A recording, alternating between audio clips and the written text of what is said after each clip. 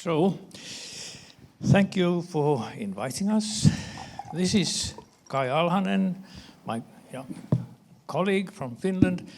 He is a doctor of theology and a philosopher and has done a lot of supervision, training and organizing dialogues in the age of polarization with lots of inspiring experiences. So when I got an invitation to this conference and was asked about a theme for a keynote, there will be other keynotes on other days, I immediately thought of something that I discussed with Kai, but I'll come back to that. Thank you. It's super inspiring to be here in Sarajevo and also a bit humbling to talk about this topic here. I assume many of you do know Tom already, but for those of you who don't know, Tom is a professor now already retired and who has done a groundbreaking work in Finland together with Jaakko, developing dialogical practices. And my work, and so many of us in Finland who are working with dialogue, is so much based and inspired by the work that was initiated in Western Lapland in the 80s, and then the follow-up that your team did with the anticipation dialogues. I think one of the important things to say at the beginning also is that both neither of us work in therapy or psychiatric care, so we are the representatives of the other worlds that hopefully will also be present here, and I assume many of you also come from other fields of profession. Just before we start our conversation, I would just also like to say that even though many of our examples that we will discuss come from Finland, and obviously Finnish society is very different from many other European societies, but we also are dealing with rising polarization at the moment. I have been working quite a lot also in the Baltic countries, mostly in Estonia and Latvia, and these are very different countries from Finnish society, and it's been very inspiring and rewarding also to learn from colleagues there. So this thinking and these thoughts that we share today do not only come from Finland, they also have international connections to other places where we have tried to tackle with the questions of polarization. Okay, with the theme here at the conference of from conflict to connection, possibilities for dialogues beyond conflicts, I immediately thought of an experience that I had. There was about 4 years ago an international workshop online, and I had a workshop with an Italian colleague, Augusta Nicoli, on how to have dialogue across bubbles of thought, bubbles of conviction. You know, that we all live in a bubble of our own convictions, even if we don't see that. And today we have a polarization between these bubbles, not even talking to others. So would there be a possibility to have dialogues across bubbles, to make dialogical spaces where you could have actually dialogue across bubbles? And when I was preparing for that workshop, I thought that I have to talk with Kai, because Kai has experiences in this. And Kai had a very fresh experience at that moment. Think, okay, he had been organizing dialogues with young politicians from various parties. Think of young politicians, the tigers of their party. They are in debate even before they enter the room. So how can you have a dialogue with these tigers? So I met with Kai and asked him, tell me about his experiences. And they were really inspiring. Please tell me. Yes, that was Also for me, very interesting experience. So we were invited by an organization in Finland who tries to work. They mostly work abroad, but they also in Finland they're like a cooperative association with different political parties. We actually do have a thing like that there, and they usually try to give training for young politicians, young people who aspire to be politicians, and this was a training that they wanted to give on dialogue because they thought that politicians obviously they need to be good debaters, but and most of them are, but very few of them are actually quite skillful in dialogue, which is a different way of having a conversation. And obviously both are super important in democracies. We need debating also, but it's not good, and we don't have good debates if people are not also capable of having dialogues, because I think one of the crucial things that we don't necessarily even understand each other, and if we don't understand each other, then we don't usually end up having good debates. We kind of talk over each other. So there we had, obviously when you try to help people to have skills in dialogue, you have to have them to experience dialogues. So we were sitting in a circle, and I had a group of young people, mostly between their 20s and 30s, and we were talking about the main topic of the dialogue was in general about what kind of collaboration they could have, even though they come from different political parties. And there was the one person in that group who was very controversial. He was from the populist party in Finland that is quite big at the moment. And I know that there were some people who had talked before the dialogue that can they even sit in the same circle with this person because they don't share any values together, and this person is violating some of the core values that some other people believed. So it was a tricky situation, how to start a dialogue in this situation.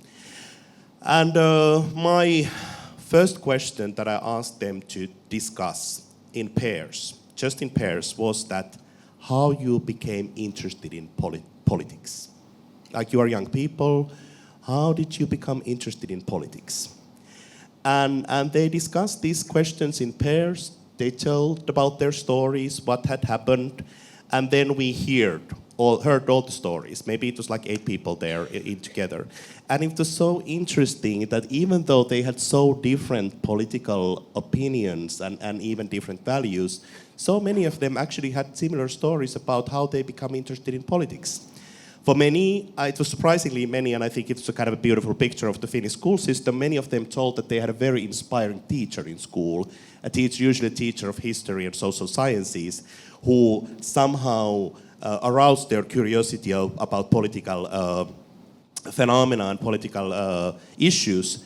And then quite a few of them told that there was somebody in their free time activities who was also active in politics, and through some ordinary discussions was kind of tempting them to be active also in politics. And a third very common experience was reading a book, that they have read some book that was connected to politics and was very inspirational for them.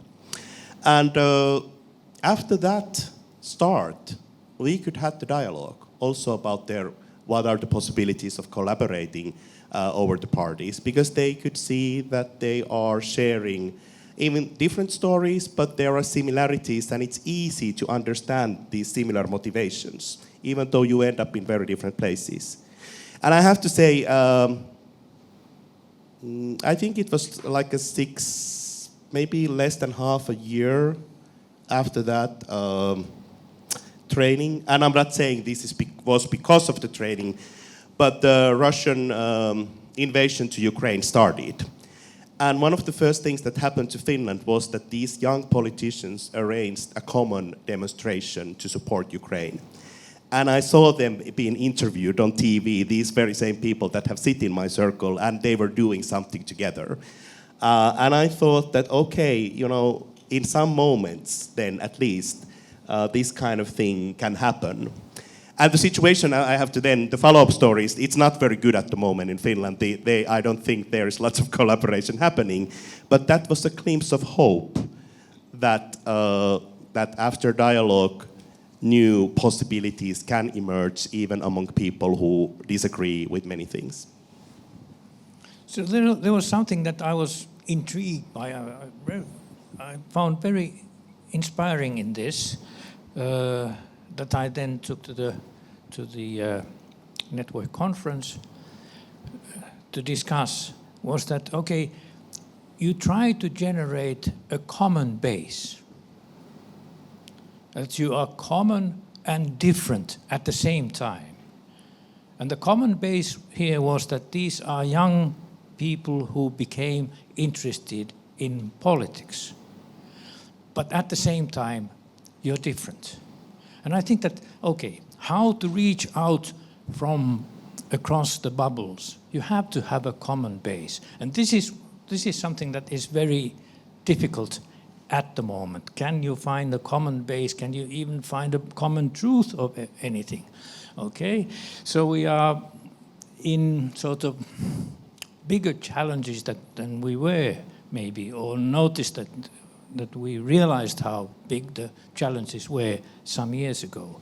But that's something that I think that would be something to highlight, to underline. How to reach some sort of a common base with acknowledging that you are all different at the same time. And this brought me to my mind something. There was a very fine dissertation of social psychology in Finland by Matti Virtanen, and the main source there was the sociology of Mannheim, a German sociologist, who analyzed generations of experience, social generations. We all belong to some generations. I was born in 1950. There are people here maybe who were born in 1950. We are around the same generation. But then there are social generations of experience. For example, for me, something that was really important was the war in Vietnam.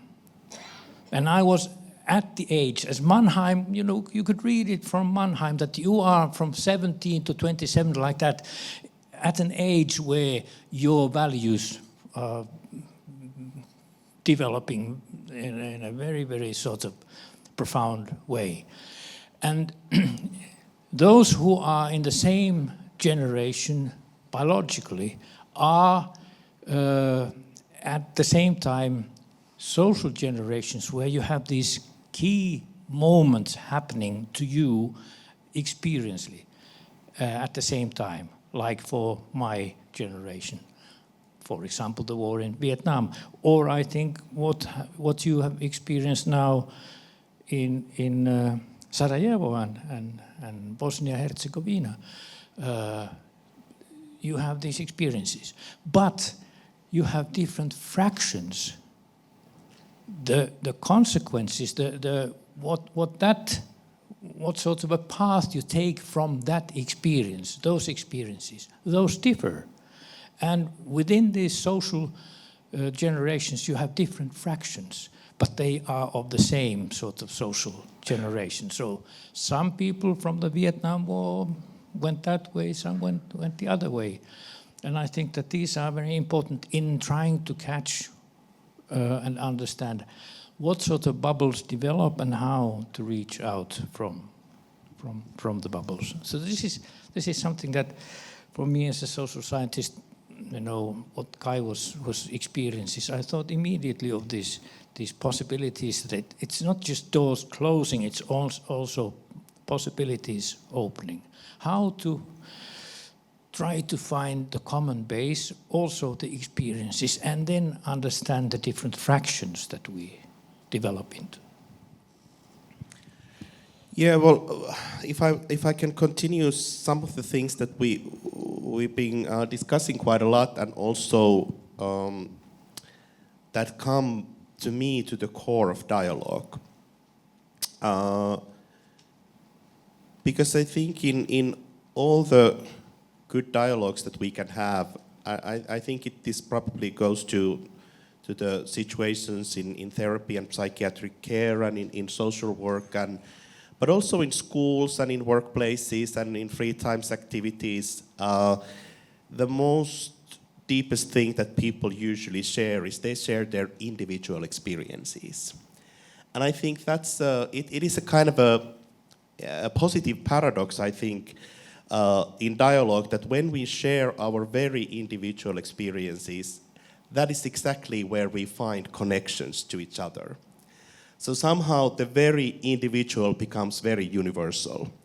And I think this is for me one of the guidelines, one of the most important things when we discuss about polarization, is that how can we see each other sharing the same humanity through individual experiences.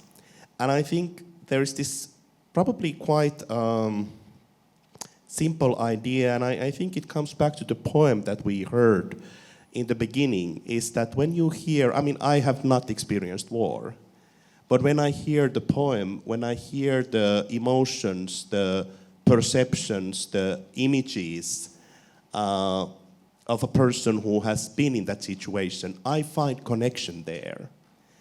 And that connection is the basis, I think, where we can actually reach out to people who are very different from us. And for me, this strange and inspiring paradox of the individual and the universal is something that we could also try to cherish and give people possibilities in different kind of societal settings, in different fields of life, to experience more, to come together and try to create the dialogical space, a dialogical space which is a great concept developed by Tom, where people can do that. And I think it can happen in different levels. I know most of you who work in therapy and psychiatric care, the experiences are kind of a very raw and very deep. But most of my time, I work with people in their work settings. And of course, people talk about differently and different issues there. But I think if we manage to create a dialogical space, this same thing that you are touched by other person's individual experiences can happen in those moments as well. So I think there is something very universal in that sort of sense in this idea that through the individual experience we find the common humanity. Well, I think that, you know, if you try to reach out to this individual experience, it already gives another experience to the person. I think of, you know, Jaakko mentioned that when you were younger, maybe you were, not your words, but not that much dialogical. At least I wasn't. I was very involved in student politics and so on. I was not dialogical. I was trying to find gaps in the argumentation to wedge in, to win an argument. Okay, debates are important, but once you get into a debate, meaning that you want your argument or the best argument to win, you're not in a dialogue. You're not developing ideas together with the interest, how do others see it from their perspective? And now if you're interested in the individual experience and ask about them, and you are curious about them, that is quite an experience for the person. Are you actually interested in me? And I think that, you know, if I think of my experience in political debate, I was not interested in the individual experience of the people. And then you're on an abstract level, I'm trying to represent an idea and in argument with the other idea.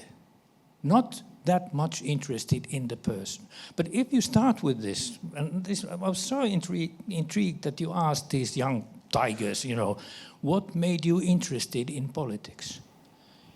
Individual experiences. And then you are talking between people. and not just representatives of ideas. And I think that would be hopeful, that would be interesting, that okay, you have these ideas, you came to think that way, tell me more about your life experiences and what made you come that way. And then we meet as people, and that itself would generate a dialogical space between us. You also told, and we've been discussing, and I've been following your work with national dialogues that we have. That's something, I think very, very interesting. And you've been doing this now with the colleagues from the Balkans, and I know that you were yesterday... Baltics. Baltics, hopefully in Balkans also. and you were talking with the colleagues from Poland yesterday. So this is a way of having dialogues that are not directly connected with welfare or health or education, and you have dialogues between citizens.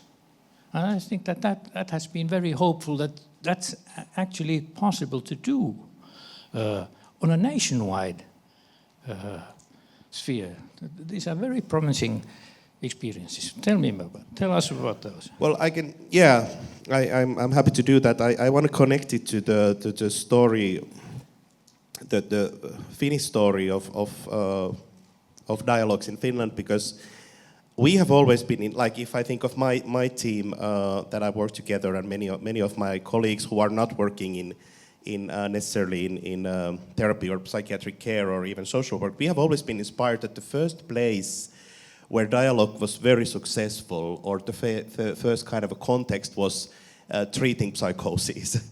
So our thought was like, okay, if you can make it there, how come it wouldn't be possible in any other situations?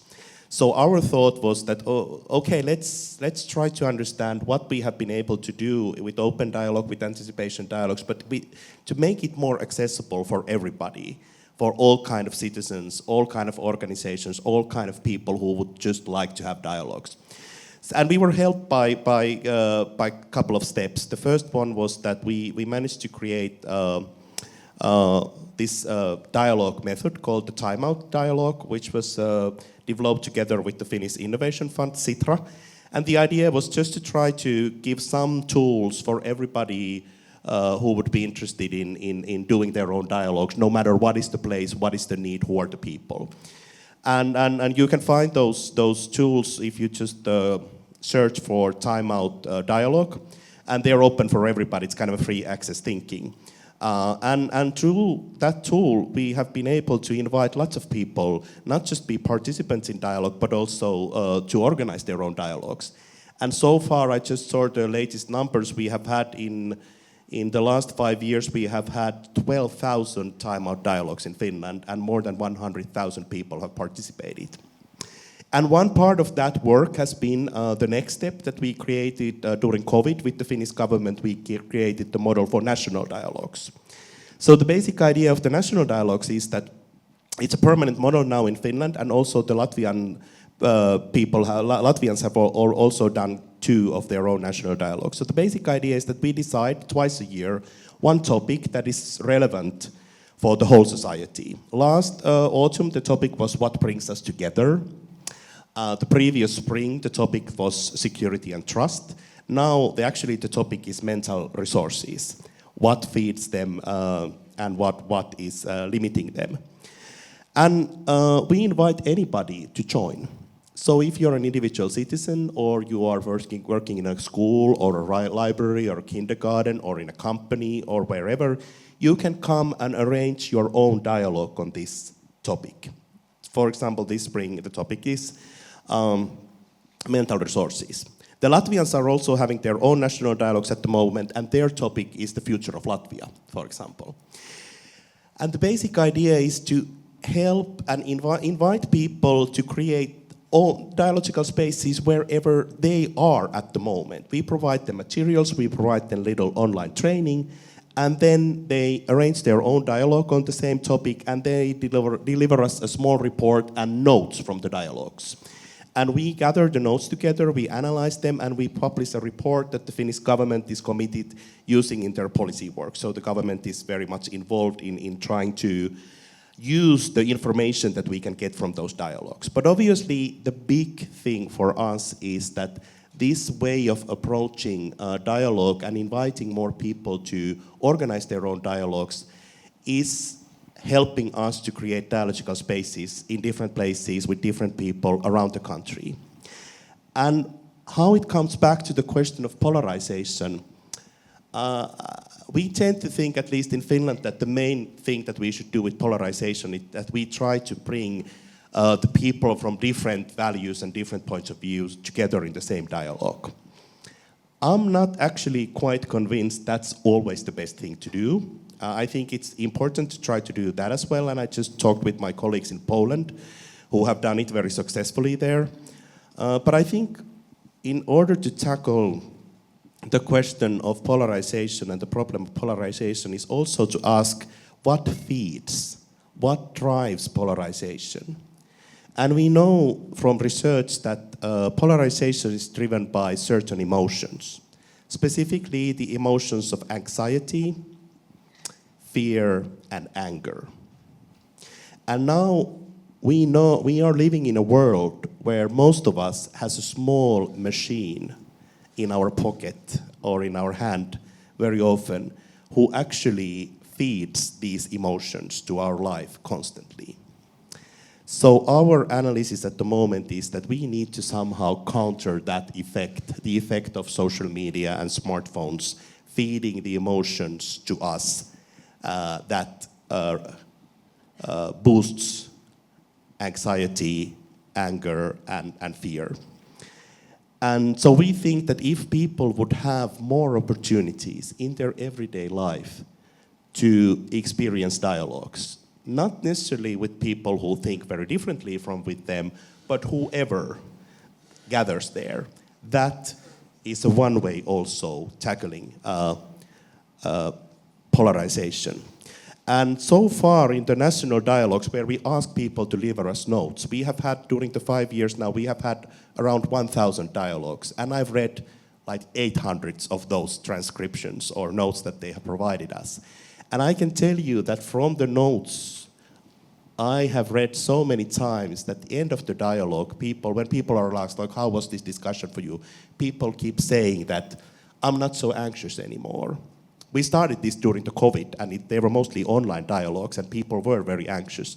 But after like 90 minutes of online dialogue in Zoom or Teams or whatever, people said that I feel less anxious now. So we kind of have a proof, at least, it's not a scientific proof yet, but it's based on rich material that people feel less anxious usually if they're having a good dialogue. We also have proofs when people say that, there are lots of comments where people say that I feel much more hopeful now towards the future. I have regained, there's several quotes where people say, I have regained my faith in humanity. So I think that if we, and I think this is the question for this conference also, that was already mentioned in the beginning, that how can we make this bigger? How can we become the activists? As Justina was saying in the beginning, how can we use this knowledge and understanding that we have to invite more people to create dialogical spaces in our societies? And this is something that we are really trying to do now with the national dialogues in Finland, and also now in Latvia, and there are some other countries that are now joining in with this kind of a similar way of thinking, organizing and inviting people at the same time to create lots of dialogical spaces in our societies. And I think that, listening to you, I think that it's very important that you are not in these dialogues. You are not aiming at the conclusion. You are not aiming at, okay, if the theme is what makes you feel safe, for example, you are not aiming at the conclusion. The three things that are most important, shall we agree, are these three things. But when people have a possibility to talk about this, their anxieties and what makes them feel safe, that makes them feel more safe. And then you can report that, okay, people say that I felt more safe, I felt more optimistic. And it's not the conclusion that these things, if you understand these three things, you will be more optimistic. No, it's the emotion that I have been heard and I have been hearing others also. So I think that you would come back to debates and bubbles if you try to make conclusions that everyone has to agree with. But you keep it to the personal level. And I think that it's very important, that you are dealing with these polarizing emotions. And you try to tackle with these, and not just the polarizing ideas that you have, but the emotions, the anxieties, the fear of people, and also the hopes. And I think that, to end with, we have to leave some space for dialogue here, that we live in this, not just an age of polarization, but an age of disintegrating communities. If you think 100 years back what sort of communities we had and people were born into and lived in communities, this is all disintegration. So people are more free to choose their way of life. It doesn't, the family or the kin or the society around you, the community where you live, doesn't give you all the few alternatives. You are more free, but you're more alone. You don't have your community.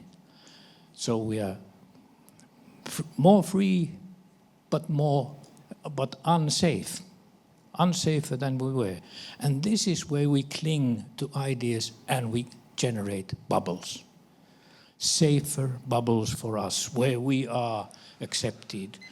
And this is telling me, stop. So we will have to stop here, but at the end, in the age of uncertainty, how to have dialogues across bubbles and also within your bubbles, with appreciating the uniqueness of each person.